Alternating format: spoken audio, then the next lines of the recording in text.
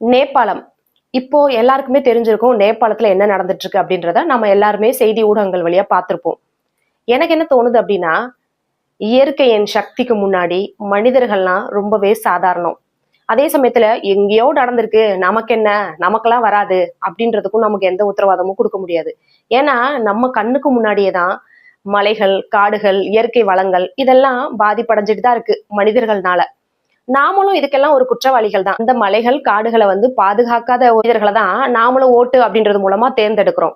சரி, இனிமே என்ன பண்ண முடியும்? இருக்கிற இயற்கை வளங்களையாவது, அதாவது மரங்கள், மலைகள், காடுகள், இயற்கை வளங்கள் இதையாவது முடிஞ்ச அளவுக்கு நம்ம பாதுகாக்கணும் அப்படின்றது தான் எனக்கு தோணுது.